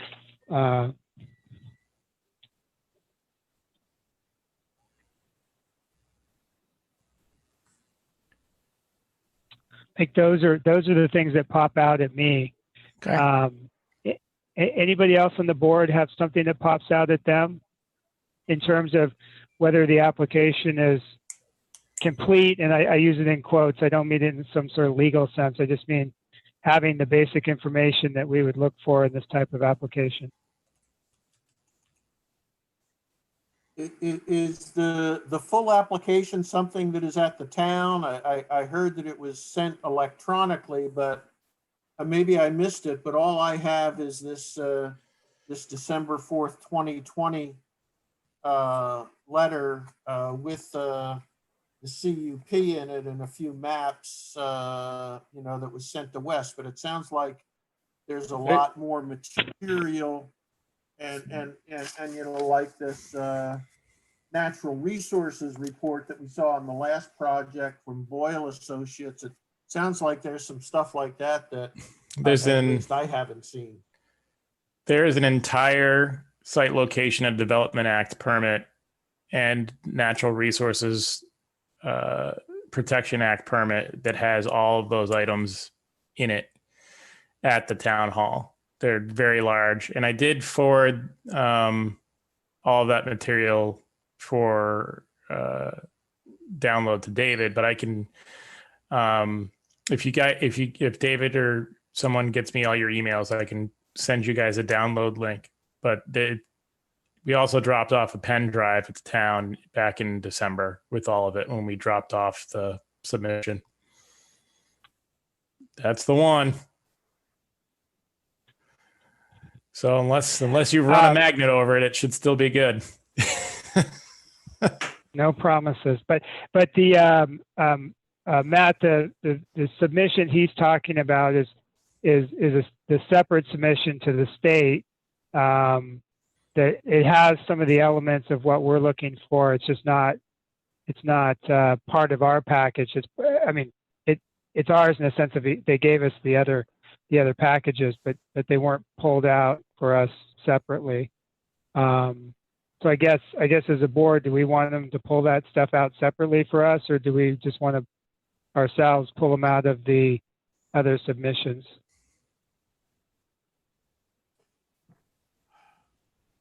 My preference would be that we have a complete CUP. That you know, we just like, I mean, we went through this for I think for Joe's project and some of the others that, we need to be able to look in the land use ordinance at the requirements for the CUP for the project, and then see what those answers are. So if that means pulling some things out of a much larger report, I would think that would be helpful. If you, Yeah, if you so were, Rick, if you could, yeah, Rick, if you could pull those, just send them to me and I'll distribute them to the board. Sure. It shouldn't be a big issue. And then It's if at all- the next meeting, go ahead, sorry. it's all there. It's all in there. That's why we submitted it the way we did. We thought that it would be recognized as all being there because it's a lot of information. But Well, we're just looking for the things that we're looking for. I think I just ticked them off: the lease, the overlay for the shoreline zoning. I was much smarter 10 minutes ago when I said it. no, you I'm sure you have the exhibit for list. the lease, the lease memos of lease, public record that are at the registry, a plan depicting the overlay, the shoreline zone on the project plan, and then we'll an overlay in terms of interest, like showing Yes. where the remaining interest is versus the. Yeah. I think it would also. a lease exhibit. Go ahead, Yeah. And then in the that PowerPoint that you were using earlier, is that something that we have? No, we had it because we had pulled it together for a prior meeting, and then we realized it would be good to use this evening instead of just diving into really dry engineering plans. So I can forward Can- that can to you you- as well. Perfect. Because what I was going to say is it's nice to have pictures of the panels to understand what type of panels you're putting in. And then the only other question so I think if we get this material, we put you on the agenda for the next meeting. We get the wetlands issue to a place where we're comfortable with it. Then we schedule a site walk and just pray that we're not going to have 24 inches of snow before the site walk. And if we do, we just reschedule. I mean, we just reschedule. And then after the site walk, have a public hearing. If you modify the project at all, obviously submit new plans. And then, I think that's a pretty good schedule. Anybody on the board disagree with kind of that schedule? Okay. Because I really want to go back to the plans after this presentation, to go back to the plans and look at them. I mean, I saw things that I didn't know.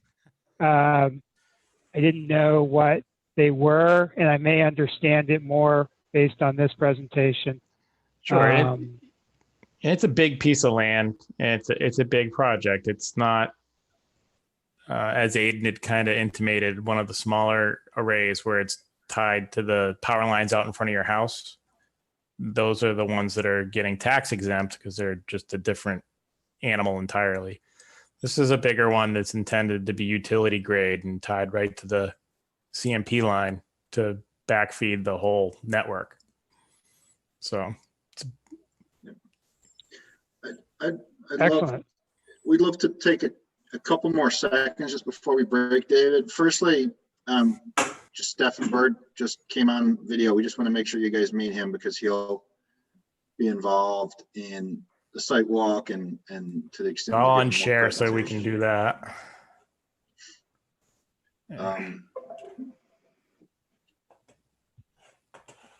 So yeah, I just, since we're concluding, I want to introduce myself. I'm Stephen Bird, I'm Director of Development. Really excited about this project and thankful for your time tonight to hear our presentation on it. I just wanted to confirm, I'll probably be trying to schedule a lot of the coordinating for the site walk and following up after that. So just keeping in mind that any day we could get a foot of snow. how should we go about trying to arrange that time? And is it going to be possible before winter?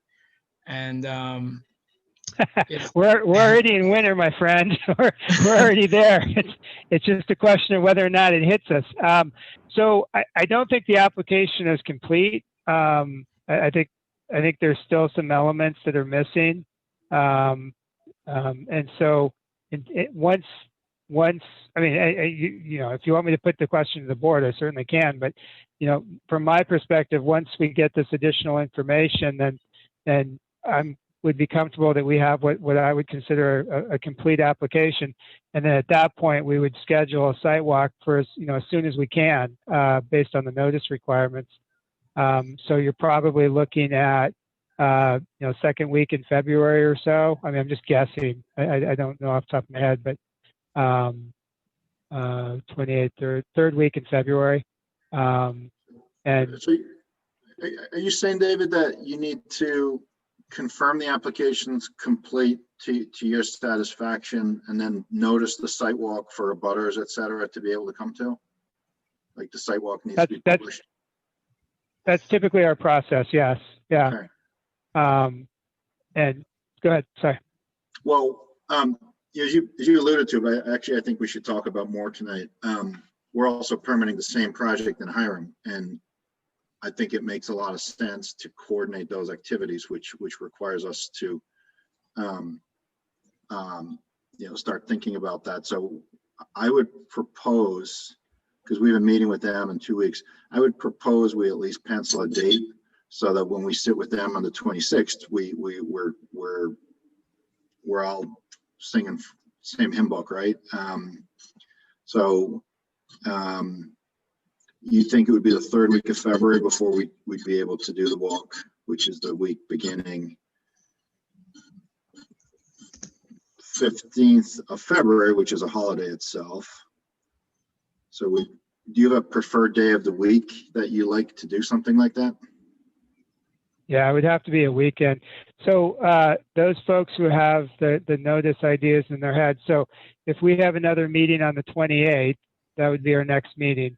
That's when we would presumably schedule the site walk if that's the board's desire.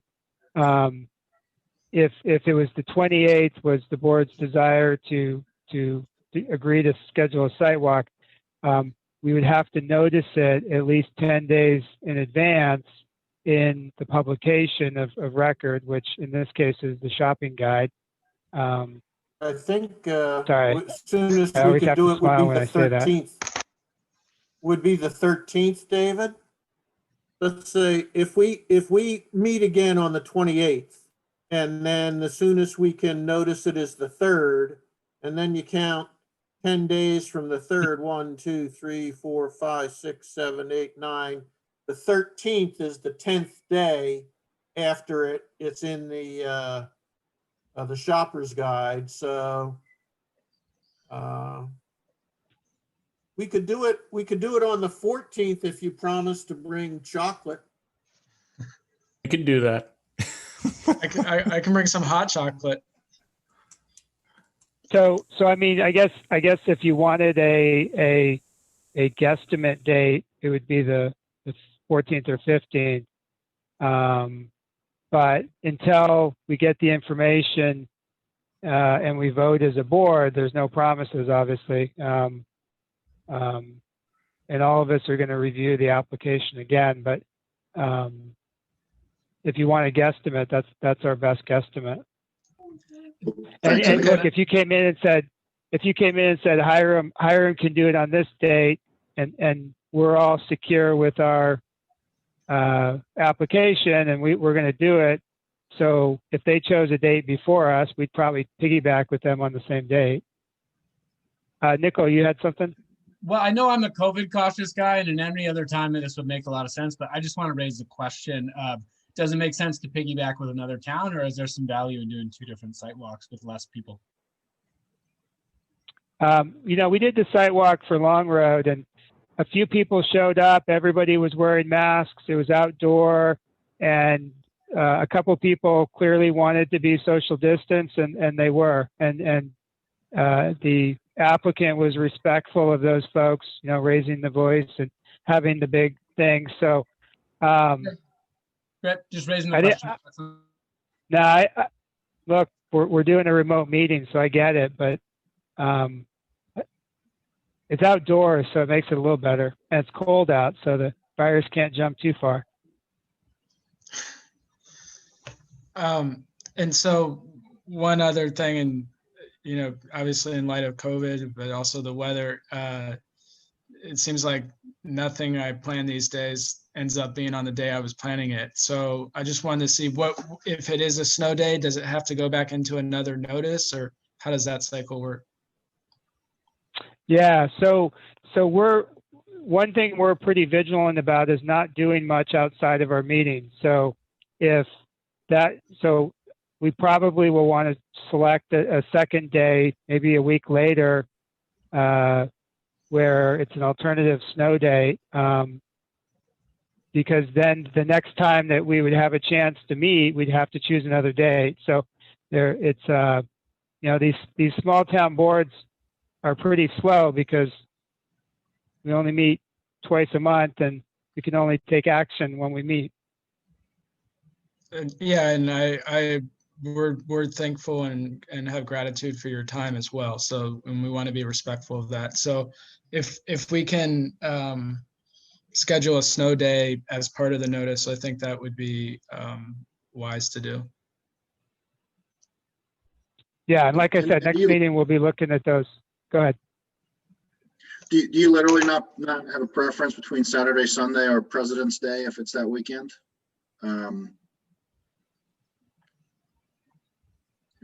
No, I mean, if it's Sunday, we'll have to schedule it after, say, 2:00 to be respectful of anybody who wants to go to church, or watch church on TV, I guess, nowadays. But there's really not a preference. I mean, we have found very, very few people show up for a site walk. It's usually the 6 people on this call. Okay, all right, well, at least you'll get to chat with your buddies from Hiram, and you can kind of share notes on best practices and local planning. Yeah, we don't talk to those guys.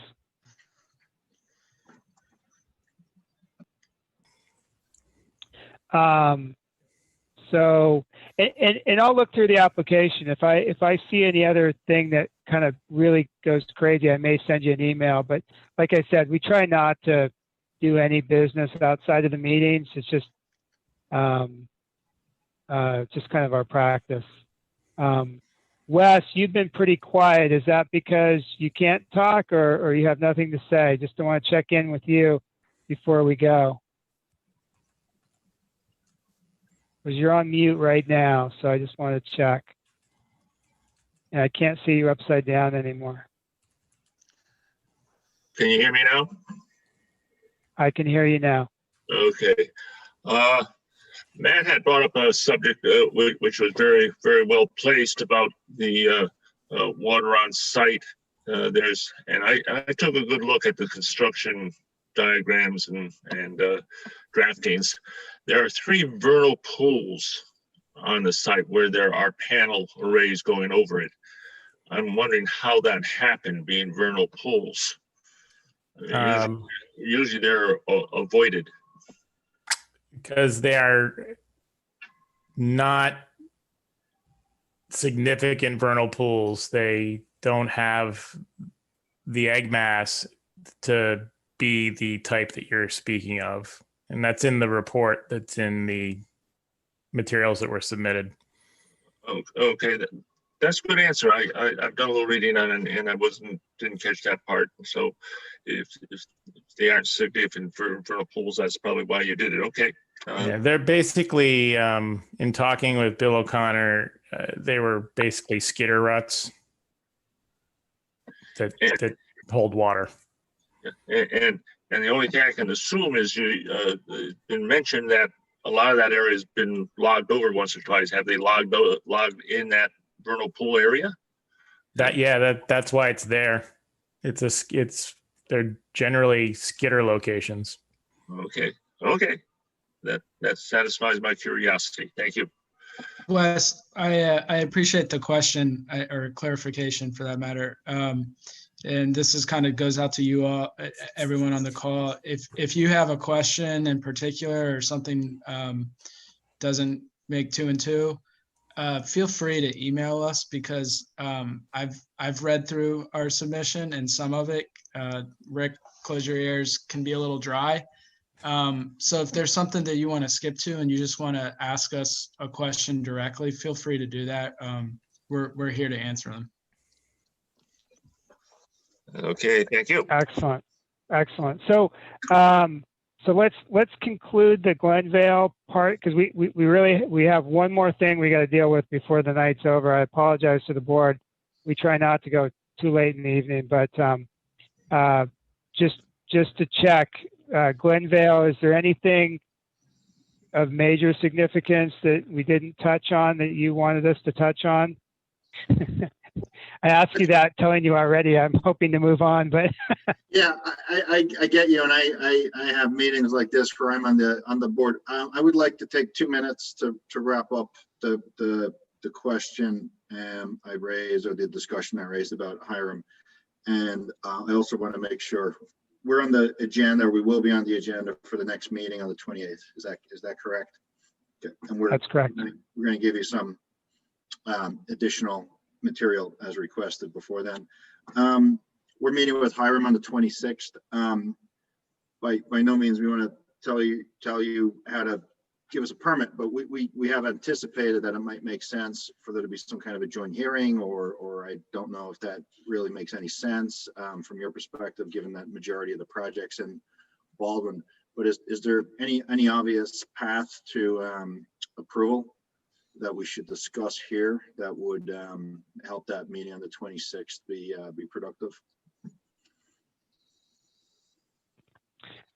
I mean, anyone on the board can talk. I mean, from my perspective, we're 2 different towns, 2 different ordinances, and my expectation is that Hiram will ask you what we're doing and probably dovetail off of us because, you know, frankly, their parcel is, as you say, landlocked and really doesn't have very much there besides trees based on the information you submitted to us. So I guess we weren't looking to work with them,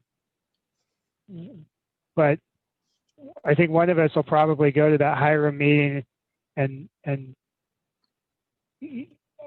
anybody else on the board have thoughts on that? I mean, I really don't have much more than that.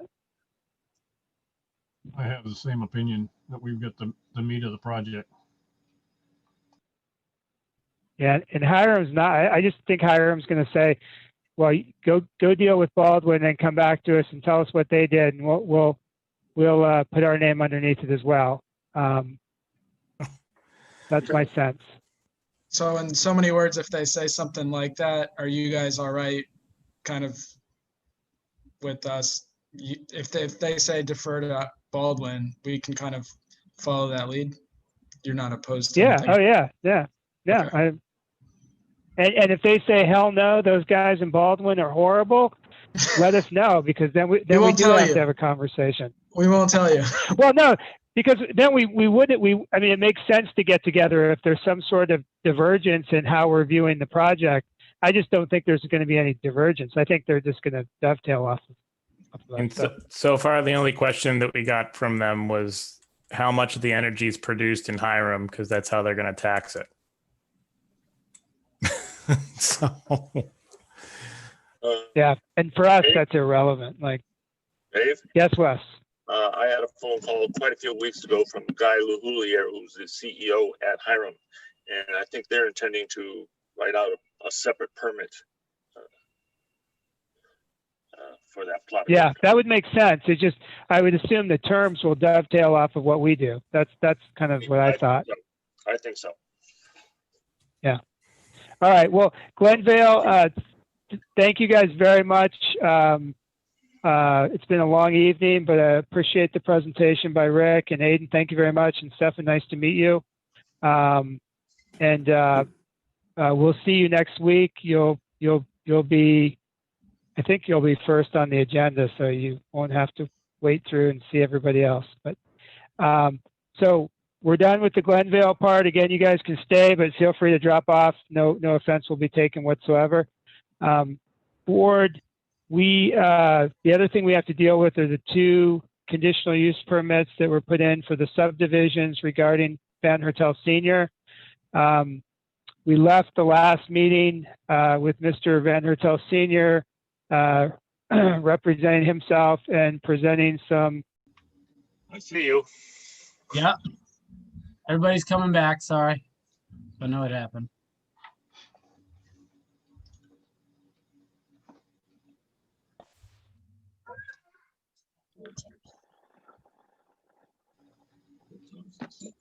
Engineer for the subdivision.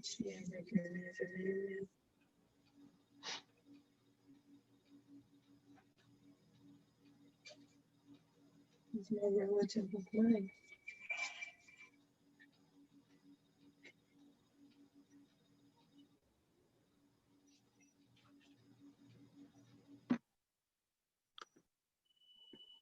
Can you hear me? Okay, my computer went blank and I'm back now. It happened to all of us somehow, I think. Oh, okay. I didn't want you to think I went home. That was super fun. Not sure what happened there. All right, we'll just wait a couple seconds to Everybody back in. try to get sorry. Joe back in. And, Yep, Joe's coming. yeah. I promise that wasn't on purpose to get rid of the house. Okay. Just about 2 hours when we started up last time. Very weird. Okay, so is Joe's audio on? Can you see, Nicole? Joe is there and his audio is on. Yep. Okay, cool. So we left the last meeting with Van Hertel Senior. I think frustrating the board. He made some assertions that I think were questionable, and we informed him that we wanted to, that we've told Mr. Thompson in the past that the only issue remaining now was the power lines and the installation of the power lines. We thought were the developer's responsibility. And he said he had never heard of such a crazy idea. And we both stared at each other for a few minutes. And he said, well, give me a letter because I want my lawyer to look at it because I've never heard of such a request. And I said I'd be happy to write one and I'd present it to the board tonight. And we would send that letter out if it was approved by the board. Since then, either Mr. Thompson or Mr. Van Hertel Senior have submitted a CMP diagram to Wes showing where CMP wanted to put the poles in for both projects. One being on Sand Pond Road and the other being, I believe, on Fremont Street. And there was a pole installation, and I think Wes has approved that pole installation, which is what the CEO is supposed to do. And then Bill reached out to me saying he'd like to be on the agenda tonight, and I said, sure, but you probably won't get much time because it's a packed agenda. And I guess I was right since it's 9:32. So I think the first question I want to deal with is Bill, are you still looking for that letter, or have we moved on and we're in a different place? I was requested to ask for that letter to be sent to me or to Van Senior. And then he also asked me to update you on the timing. The polls are being set January 19th, which is next Tuesday. Locations were staked, trees were trimmed, and then my company will locate the poles and show them on the final plan as a pole line location for all the lots. So that is underway. Okay, so he is going to install the power lines. Correct. Yep. Okay, but he still wants the letter. That's what he asked me, if I could see if the letter's been written or approved and get a copy, either email to me or put in the mail. I'm Sure. just the messenger. It's all good. It's all good. So prior to the meeting, I distributed a draft letter to the board members. Any discussion about that letter? Not liking it, fine with it? Yes, Bob. It was an excellent letter, very well put together and well researched. Appreciate that. When I'm writing to another lawyer, I tend to write a little differently.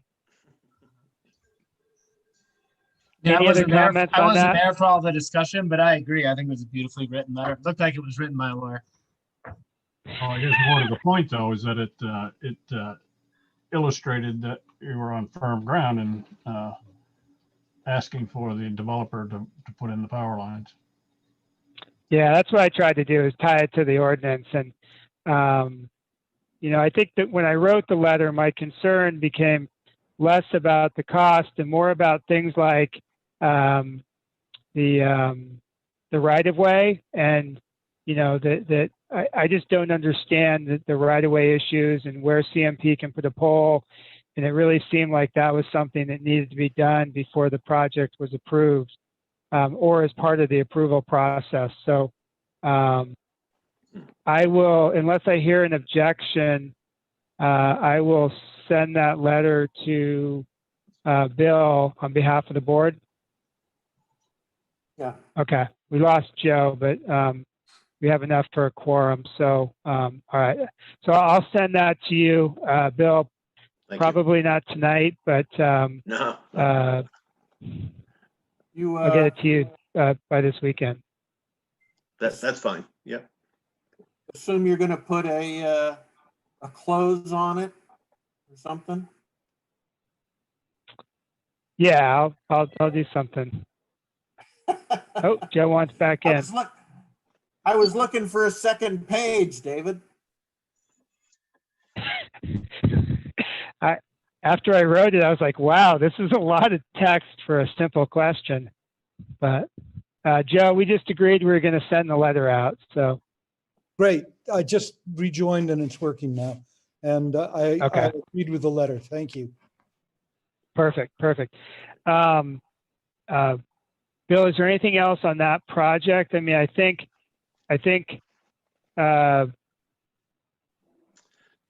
we came down to the pole line was the last issue to discuss, and I think we have a direction and can put closure on that. With my involvement locating what they said for poles, giving that plan to the town and on the final plans. And hopefully that would bring us to the point where we could get a final approval. Yeah, why don't you add that to the plan and send new final plans in, and I'll put you on the agenda for the next meeting and we can do a vote on those final plans. But I think you're right. I think that was the only issue outstanding, and we'll just ignore the applicant's frustrating comments.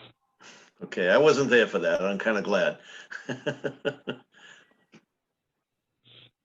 It was interesting.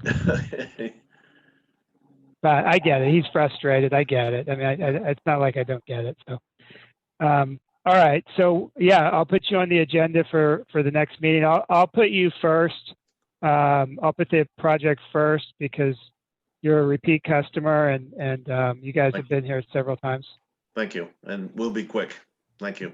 David, you're now in recording. Hopefully. Promising the first slot to 2 people though. So we'll see what happens. All right. Oh, yeah. So the only other thing on this, I did send out the required inquiries to the road commissioner, to the superintendent of SAD 55, and to the fire chief.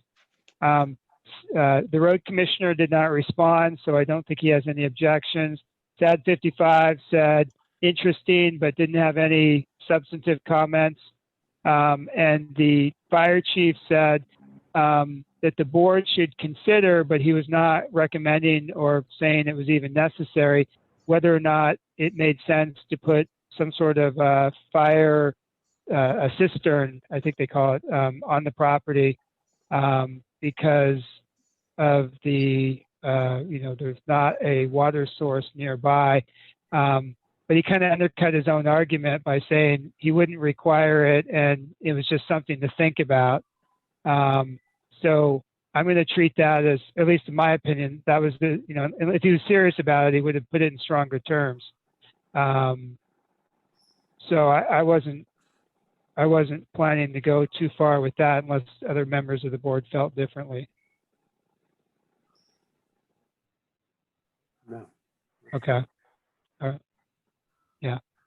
All right. So, so good. So we're good with that. So, let's put him on. So let's put him on the agenda for next meeting, and hopefully we can bring it to a resolution. Next meeting will be by Zoom. Everybody agree? Yes. Numbers are incredible, so I think we should. Yeah. Yeah. All right. Anything else that we should deal with today Yes. at 9:39? Yes, at 9:39. We should deal with Wes, asked the selectmen at the last selectmen's meeting if they had any thoughts, if he cleaned out the file cabinets and threw stuff away that he didn't, what should he throw away? What shouldn't he throw away? The selectmen said it was up to him. And I got very nervous. That was close. There's a lot of old dated stuff there, and I said I don't know what's to throw away or not, and what sensitive would be saved. So is there somebody that can join in and make decisions with me on that? I mean, there's a lot of paper junk there. That the real problem is nobody knows what's there. And when they have a question or have something to search for, they don't know where to start searching for it. There's no rhyme or reason to how things are filed or saved away. Hey, Wes. So you don't have to stay if you don't want. You can drop off. We won't be We good? offended. Okay, thanks for your time tonight. Wes, No problem. when I was in there going through the files several years ago, I threw out all the duplicates, for one thing, and I threw out all but one copy of old ordinances. To some degree, but there is an official records law that says most of this stuff is supposed to be maintained. Now, I don't know exactly what it is, but they're not supposed to just go wholeheartedly throw out something just because you don't need it anymore. No, I realize that. Here's an example. I was trying to shift property folders to another drawer because they're so packed and so tight some. So I went into another drawer, and there were three of those not three ring binders, but the plastic ring binders of Maeda's Pits dated 1987, three of them. So it crinkled up down the bottom of the drawer. First of all, we only need one, and nobody knew anything about it being there in the first place. No, there was a lot of stuff. We need a save and filing system. And I think Danielle was working on updating the planning board files. She was naming things. Let's do this because it's 9:42, and I apologize, but I do have to work tomorrow. Let's just agree not to throw anything away. And I'm not alleging that. I'm just saying let's not throw anything away. Correct. But let's also not forget about this discussion. And at the next meeting, if we have time, let's talk a little bit more about how we can possibly get the files in a little bit better shape as a group. And just, I get really nervous about throwing anything away. I'd rather stuff it in a drawer and just leave it there than to throw it away. But let's have that discussion next meeting, but agree in the interim, nobody's throwing away anything. How's that? Correct. Sounds good to me. Okay. Did I hear a motion to adjourn? So move. Second. Second, Second. all in favor? Thank you, gentlemen. All right. Thank you, Bye, David. everybody. Good job. Okay. Thanks,